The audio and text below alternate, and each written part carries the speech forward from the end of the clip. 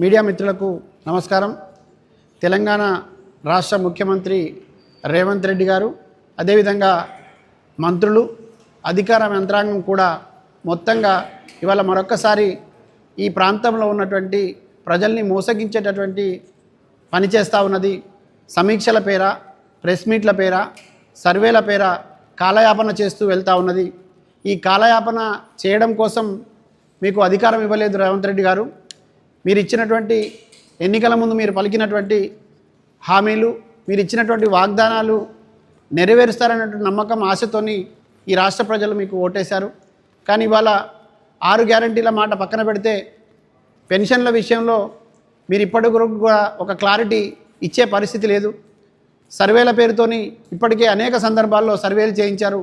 ఇది సర్వేల ప్రభుత్వమా, సంక్షేమం పట్టని ప్రభుత్వమా అనే సందేహం ఇక్కడ ప్రజల్లో కలుగుతూ ఉన్నది.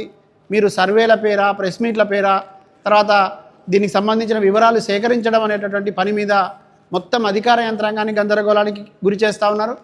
పెన్షనర్లకు భయం కలిగించేటటువంటి ప్రయత్నం చేస్తూ ఉన్నారు. తర్వాత వృద్ధులు ఎవరైతే ఉన్నారో పెన్షన్ల కోసం ఎదురు చూసేటటువంటి వృద్ధులకు కూడా ఒక రకమైనటువంటి భయాన్ని కల్పిస్తున్నట్టుగా కనిపిస్తూ ఉన్నది.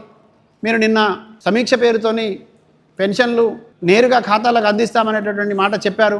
కేవలం మాటలకు పరిమితం కాకండి, చేతల్లో చూపెట్టమని మేము డిమాండ్ చేస్తూ ఉన్నాం తెలంగాణ రక్షణ సేన తరపు నుంచి. ఇవాళ మీరు 4,000 పెన్షన్ అన్నారు, అది ఏమైందనే విషయం ఇంతవరకు క్లారిటీ ఇవ్వడం లేదు. ఈ సర్వేలు ఇంకెన్నిసార్లు చేస్తారు అనేటువంటి భయం వృద్ధుల్లో ఉంది, వితంతుల్లో ఉంది, గ్రామాల్లో పెన్షనర్లలో ఉన్నది. దీన్ని నివృత్తి చేయాల్సిన బాధ్యత మీకు ఉన్నదనేటువంటి విషయాన్ని మేము స్పష్టం చేస్తూ ఉన్నాం. అదేవిధంగా కొత్త దరఖాస్తులకు సంబంధించిన అంశంలో కూడా గందరగోళంగా ఉన్నది. దరఖాస్తుల పేరిట, ఈ దరఖాస్తులను నింపేటటువంటి ప్రక్రియ పేరిట డాక్యుమెంట్స్ అని అనేక రకాలుగా సమర్పించమంటున్నారు. కానీ చివరికి ఎంతమంది దగ్గర దరఖాస్తులు తీసుకున్నారు, ఎంతమందిని అర్హులుగా గుర్తించారు, ఎంతమందికి ఇప్పుడు కొత్తగా మీరు అధికారంలోకి వచ్చిన తర్వాత పెన్షన్లు ఇస్తున్నారనే విషయం ఇప్పటికీ స్పష్టం చేయలేదు. ఆ స్పష్టత ఇవ్వాల్సిన అవసరం ఉన్నదనేటువంటి విషయాన్ని కూడా మేము గుర్తు చేస్తూ ఉన్నాం. ఇక దరఖాస్తుల పరిశీలన పేరుతోని దయచేసి వృద్ధులను, వితంతులను, పెన్షనర్లను వేధించవద్దని కూడా మేము కోరుతూ ఉన్నాం. పేర్లు తొలగిస్తారనే ఒక భయం కూడా ఈ మధ్యకాలంలో లబ్ధిదారుల్లో ఉంది. మీరు దాన్ని నివృత్తి చేయాల్సిన అవసరం ఉన్నది. అధికారులకు కూడా సీరియస్గా మీరు ఆదేశాలు ఇవ్వాల్సిన అవసరం ఉన్నది. గ్రామాల్లో రాజకీయాలు చేస్తూ ఉన్నారు పెన్షన్ల విషయంలో. దయచేసి వృద్ధుల విషయంలో, పెన్షన్కు అర్హత ఉన్నటువంటి వాళ్ళ విషయంలో కూడా రాజకీయాలు చేయడం అంటే ఇది చాలా దౌర్భాగ్యం. ఈ ప్రభుత్వం ఇస్తున్నటువంటి పెన్షన్లు దాన ధర్మాలు కావు, అది వాళ్ళ హక్కు. ఈ రాష్ట్ర ప్రజలుగా వాళ్ళకి హక్కు ఉన్నది. ఆ హక్కుని మీరు నెరవేర్చాల్సిన అవసరం ఉన్నది. సంక్షేమం పేరుతో కూడా మీరేదో విరాళంగా ఇస్తున్నటువంటి పద్ధతిలో దానం ఇచ్చినట్టుగా మీరు ప్రవర్తిస్తూ ఉన్నారు. అది మంచిది కాదు. ఇది ఇక్కడ ప్రజల హక్కు అనేటువంటి విషయాన్ని కూడా చెప్పదలుచుతా ఉన్నాను. ముఖ్యమంత్రి స్థాయిలో మాట్లాడినప్పుడు ఆ మాటకు అర్థం ఉండాలి. కేవలం ప్రెస్ మీట్లకు పరిమితం కాకూడదు, సర్వేలకు పరిమితం కాకూడదు. చిత్తశుద్ధిని ప్రదర్శించాల్సిన అవసరం ఉన్నది. మీకు చిత్తశుద్ధి ఉంటే నేరుగా లబ్ధిదారులకు న్యాయం చేసేటటువంటి ప్రక్రియను వేగవంతం చేసి దాన్ని పూర్తి స్థాయిలో త్వరితగతిన పూర్తి చేయాలని కూడా మేము డిమాండ్ చేస్తూ ఉన్నాం. ఇక అదేవిధంగా నిన్న ఒక ఘటన జరిగింది, ఇవాళ పత్రికల్లో చూసాం. కోతుల బెడద తీవ్రంగా ఉందనేటువంటి విషయంలో ఒక రౌండ్ టేబుల్ సమావేశం జరిగింది.